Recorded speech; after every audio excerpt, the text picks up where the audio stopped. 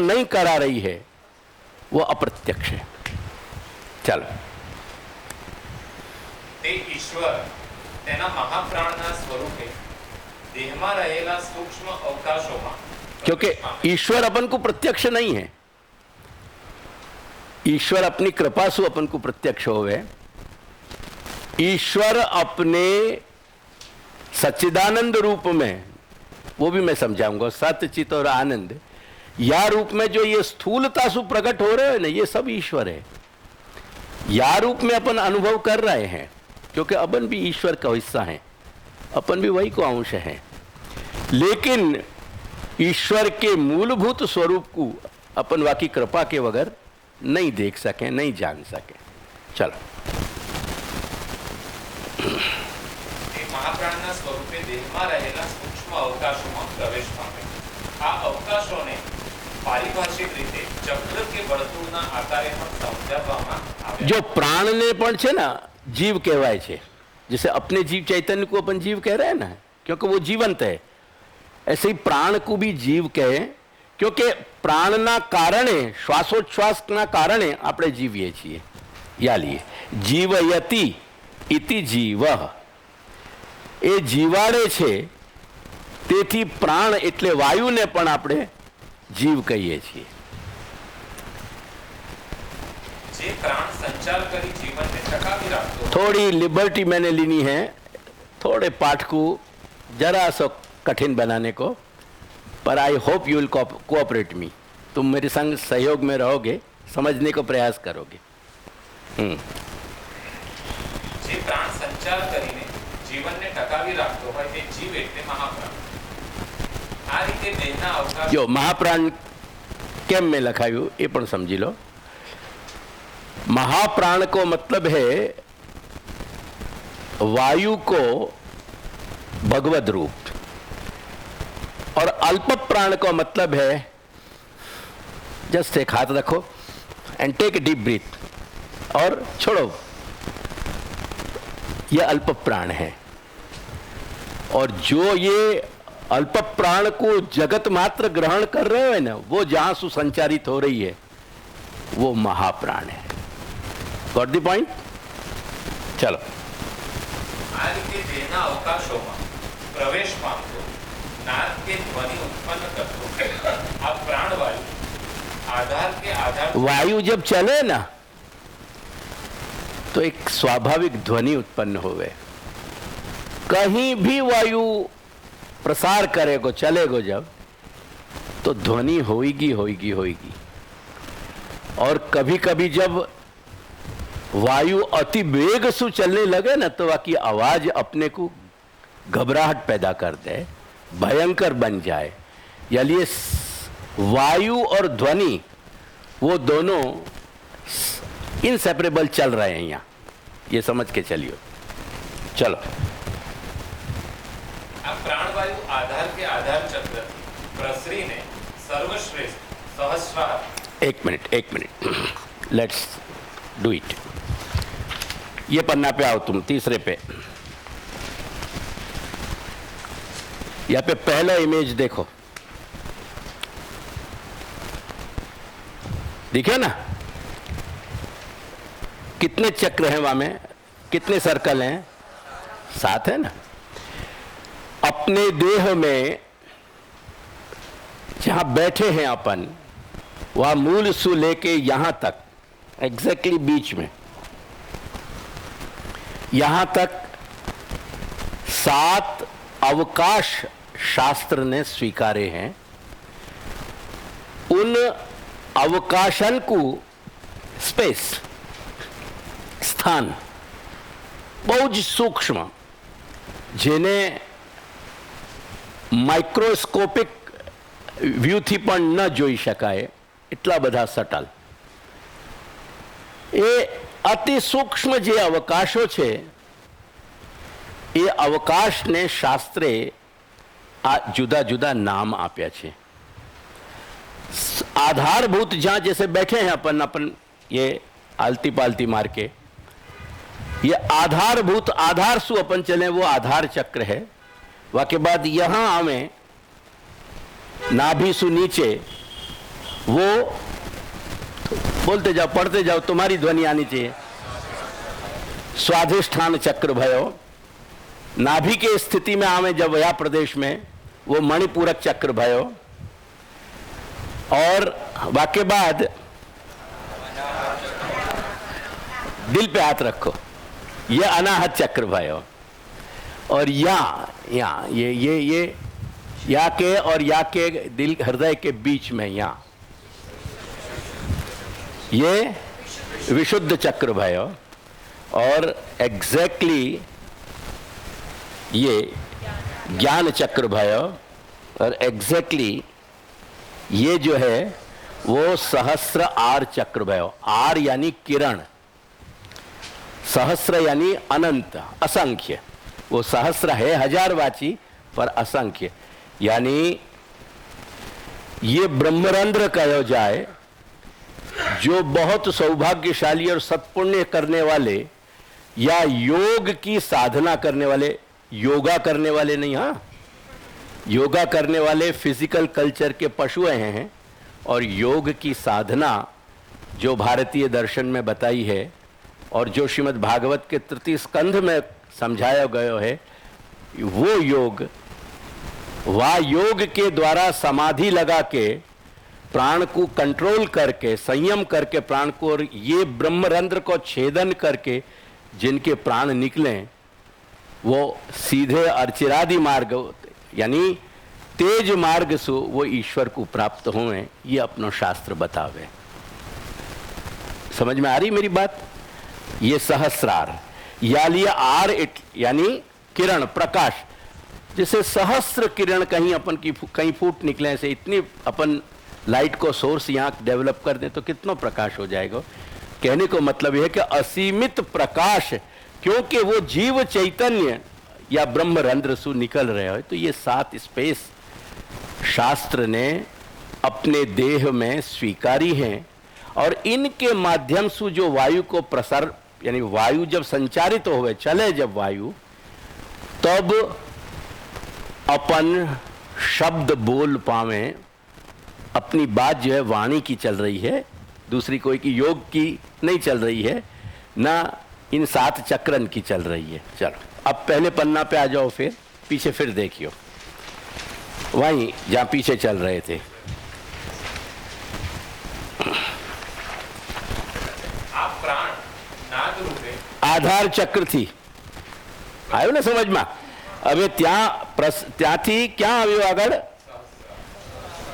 चक्र सुधी गति पामे छे, वहां तक यह वायु की, प्राणवायु की गति हो रही है। ये प्राणवायु के भी 10 नाम हैं, क्योंकि ये वायु 10 तरह से संचार करे शरीर में। वो विषय नहीं है मेरो, यानी ये सब डाइवर्जन होएगा, यानी मैंने नहीं दिया, पर कोई दिन समझाऊंगा।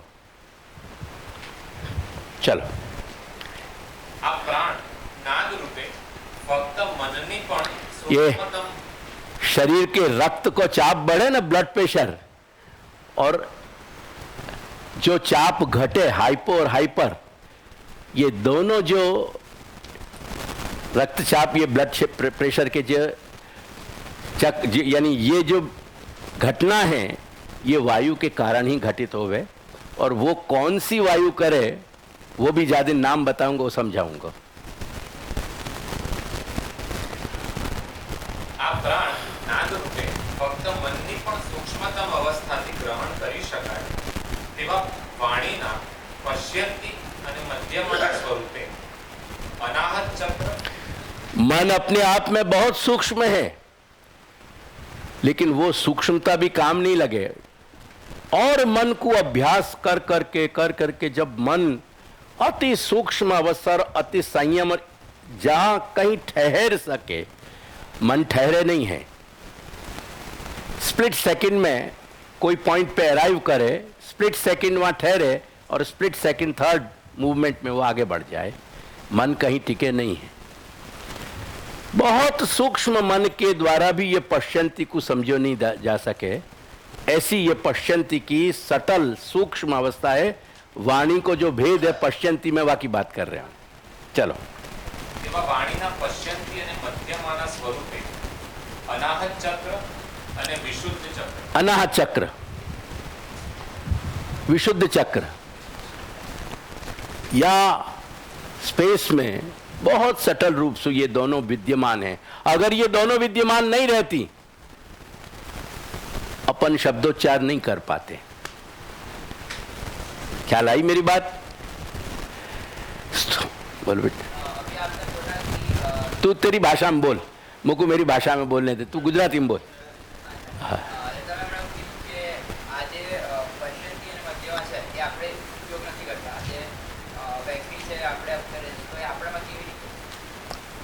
એ સૂક્ષ્મ રીતે આવે છે ને વાયુના કારણે. એ વાયુનો જે સંચાર થાય છે, કેમ કે આગળ થોડુંક હજી 5 મિનિટ 10 મિનિટ ધૈર્ય રાખશે ને તો આગળ સમજાશે. અત્યારે જે શબ્દો નીકળી રહ્યા છે ને એ પણ વાયુ જે છે એ આખા લિરિંગ સિસ્ટમમાં જુદા જુદા સ્થાને એ સ્ટ્રાઇક કરે છે, એ ત્યાં ટકરાવે છે અને એના કારણે જુદી જુદી ધ્વનિઓ આ આપણા શબ્દોમાં અક્ષરોમાં નીકળી રહી છે. એટલે વાયુનો રૂપ જ છે. એટલે એ જે વાણી છે એ અત્યંત સૂક્ષ્મ છે, જેને આપણે જોઈ નહીં. મેં હમણાં કહ્યું ને કે એને માઇક્રોસ્કોપિક આપણે પાર્ટિકલની રીતે પણ નથી જોઈ શકતા. એટલે એટલું સટલિટી છે. અને એ સટલિટી આપણને ફિઝિક્સ સમજાવે છે. ફિઝિક્સની કાંઈક 2-4 આપણે જનરલ રૂલ જાણી દઈશું ને તો પણ કોઈ પણ પદાર્થની જે સૂક્ષ્મતા છે એ આપણને સમજાશે બેટા. ચાલો. અનાહત ચક્ર અને વિશુદ્ધ ચક્રના સૂક્ષ્મતમ સ્થળોમાં જ અંતર્ધાન થઈ જાય છે. જો આ જ વાત હું આગળ કહી રહ્યો. અંતર્ધાનનો મતલબ જ એ છે ઇમ્પરસેપ્ટિબલ થઈ જાય. તમને કોઈ તમારા ઇન્દ્રિય વડે એને તમે અનુભવ કરી જ ના શકો. એ ઇમ્પરસેપ્ટિબલ કહેવાય. એટલે તમે જે મીડિયમથી ભણો છો એ પણ મેં લખી દીધું છે આગળ. That which is beyond the sense organs or the living beings થઈ જાય છે, અંતર્ધાન થઈ જાય છે.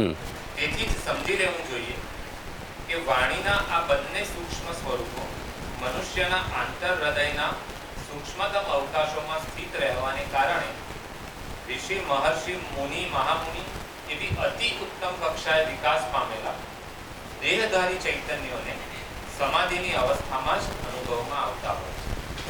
આવી વાત ખ્યાલ. જે લોકો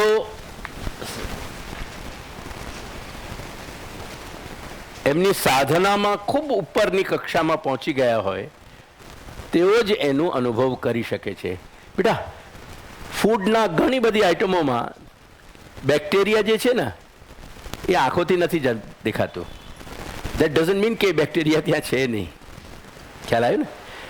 પણ જ્યારે માઇક્રોસ્કોપિક એને ઓબ્ઝર્વેશનમાં લાવશું તો બેક્ટેરિયા દેખાશે આપને. તેથી જ જેમ ફિઝિકલ માઇક્રોસ્કોપ છે આપણી પાસે, એવી રીતે આપણી ચેતનાના માઇક્રોસ્કોપ જ્યારે વર્ક કરવા લાગી જાય ને, ફંક્શનલ થઈ જાય, એ વખતે પશ્ચંતી પણ દેખાશે અને મધ્યમાં દેખાશે. વાત ખ્યાલમાં આવી મારી? ચાલ.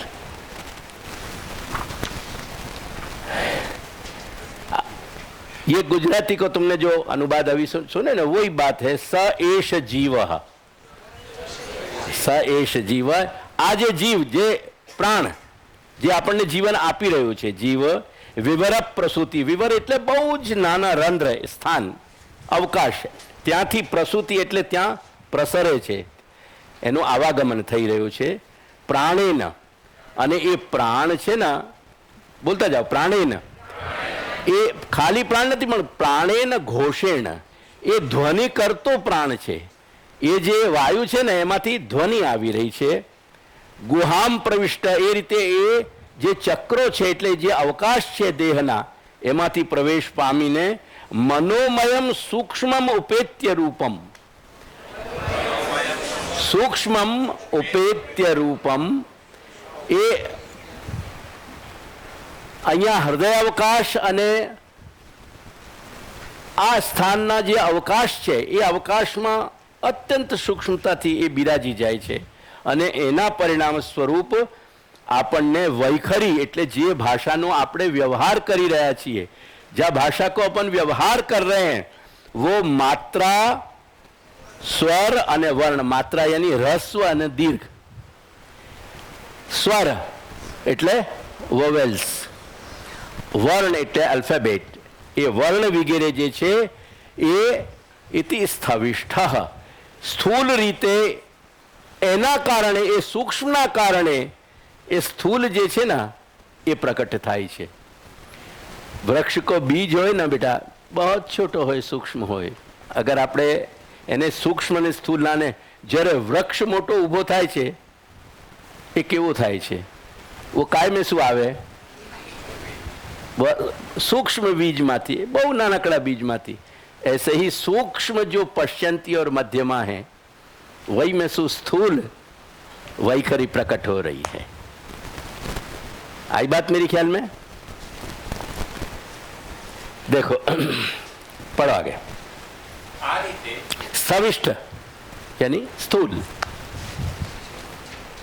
આ રીતે દેહના અવકાશોમાં એટલે કે આધાર ચક્રથી લઈ પ્રવેશ પામતો નાદ ધ્યાનથી સાંભળજો, અને જો થોડુંક પણ ફાસ્ટ વાંચવાનું આવ્યું હોય તો એને સ્લો કરાવી દઉં સ્પીડને. ખ્યાલમાં આવે છે ને બધું? હા ચલો. નાદ કે ધ્વનિ ઉત્પન્ન કરતો આ પ્રાણવાયુ આધાર કે આધાર ચક્રથી પ્રસરીને ક્રમશઃ અધિષ્ઠાન, મણિપૂરક, અનાહત તેમજ વિશુદ્ધ ચક્રમાં પ્રવેશ પામી આ પ્રાણવાયુ यह स्थान को हृदय और यह विशुद्ध चक्र के मध्य में. આ પ્રાણવાયુ કંઠ અને મુખ સુધીના જુદા જુદા સ્થાનોમાં ધ્વનિ ઉત્પન્ન કરતા ત્રણ પ્રકારના ઉદાત્ત, उदात्त, ઉદાત્ત, अनुदात्त. उदात्त એટલે ઉપર ઉઠેલો સ્વર, अनुदात्त એટલે નીચે દબાયેલો સ્વર, અને સ્વરિત એટલે મધ્યમાં રહેલો સ્વર. હે કૃષ્ણ, હે કૃષ્ણ, હે કૃષ્ણ. अनुदात्त, उदात्त અને સ્વરિત. નામની વિવિધતાઓને ઉત્પન્ન કરી ये स्थूल रूप कह रहे हूं. हाँ, मैं उदात्त અને अनुदात्त અને સ્વરિત એના સટલ જે ભેદ છે એ વેદ મંત્રોના ઉચ્ચારણમાં એનો ઉપયોગ થાય છે. અને જે રીતે દરેક વિજ્ઞાનમાં એક સટલિટી હોય છે, એવી જ રીતે આ સ્વરોની સટલિટીના કારણે જે ઉચ્ચારણ થાય છે ત્યારે એમાં મંત્ર રૂપતા પ્રકટે છે. જો સ્વરથી ભ્રષ્ટ થઈ જાય માણસ તો એ મંત્રમાં મંત્ર રૂપતા પ્રકટ થતી નથી. એટલે આ મેં તમને જનરલી એક समझवा માટે अनुदात्त, उदात्त અને स्वरित समझाव्યું. या स्टेज पे अभी अपन इतना ही समझ के चलेंगे ना, will go a long way. चलो. નામની વિવિધતાઓને ઉત્પન્ન કરી જુદા જુદા સ્થળોએ સ્પર્શ પામીને લૌકિક ભાષામાં પ્રયુક્ત થતા સ્વર એટલે કે વોવેલ, વ્યંજન, કોન્સોનન્ટ અને સંયુક્ત જોડાયેલા અક્ષરો, diphthong, diphthongs, diphthongs. વર્ણોને આલ્ફાબેટ્સ એટલે કે વર્ણોને ઉત્પન્ન કરે. વાણીના આ સ્થૂળ સ્વરૂપને શાસ્ત્રના પારિભાષિક શબ્દથી વૈખરી કહેવાય.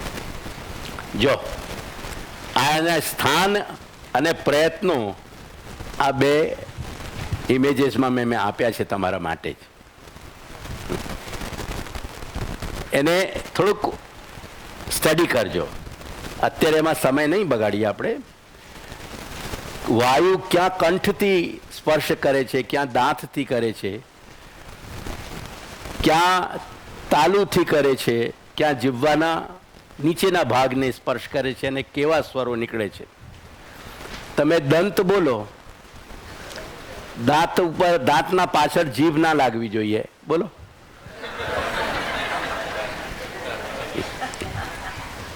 थोड़ा पेपर है तो दे दो पीछे। ये दूसरा है नीचे रख दीजिए। अच्छा कोई थोड़ा मैं पार्शल हो गया.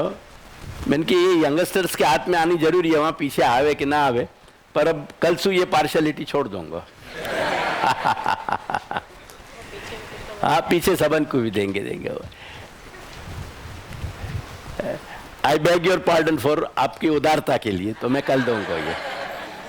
चलो, उसके जीव हाँ हाँ, उत्सुकता होनी चाहिए। जिज्ञासु लोगों के लिए जरूरी है।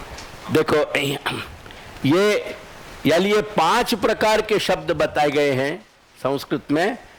ये देखो, कंठ्य, तालव्य, मूर्धन्य, दंत्य और ओष्ठ। इनके सबन के स्पर्श और यत्न प्रयत्न जो है ना वो समझाए गए हैं। अ कैसे होए, आ कैसे होए, ई कैसे होए। संस्कृत में अ के, आ के 18 भेद माने गए हैं, उच्चारण के भेद से। ख्याल आई बात? अ के, ये इन स्वरन के ये साइंस को कहाँ जाती है, अपने शास्त्र में कितना बड़ा है। वो असल में क्या है, अपनी बातन को अपने लोगन ने प्रोजेक्ट नहीं किया, क्योंकि वो मैकॉले ने एजुकेशन सिस्टम ही ये क्रिएट किया कि भारतीय को कैसे उनकी खुद की विद्या से अपंग बना दिया जाए। ये मैकॉले को प्रयत्न तो वो आज 150 वर्ष के बाद भी आज घटित हो रहे हो। ख्याल आया कि नहीं? चलो, या कुछ देखियो, तुम समझियो। हाँ, कहाँ या के स्ट्रोक्स लगे वायु के, ये वायु के स्ट्रोक्स हैं। वो जो मूलाधार से लेकर के सहस्रार तक को वायु को प्रसारण है, वहां में कहाँ ये कंठ और ये पूरा जो साउंड बॉक्स है मोटी भाषा में, जो कोई लिरिंग सिस्टम के हैं, ये पूरे लिरिंग सिस्टम को देखियो। 4 नंबर। अब यहां तक की बात अपन ने मोटी मोटी समझ ली नहीं।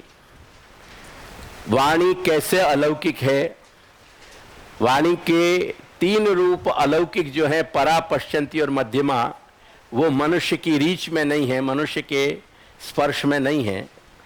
वैखरी को अपन प्रयोग कर रहे हैं। वो वाणी जो है वो शब्द स्वरूप है। यहां तक की एक बात अपन ने जब समझ ली नहीं, अब आगे की बात अपन समझ लें। बोलो। संस्कृत भाषाના બે મુખ્ય दो के मोटे नियम पहले समझियो। मेरा उद्देश्य है तुमको शब्द समझानो, क्योंकि महाप्रभु कह रहे हैं, आज्ञा कर रहे हैं, शब्द एव प्रमाणम, शब्द ही प्रमाण है। और यानी ये शब्द प्रमाण को अपन को समझनी है बात को। પહેલું हाँ बोलो। अपदम न प्रयुक्त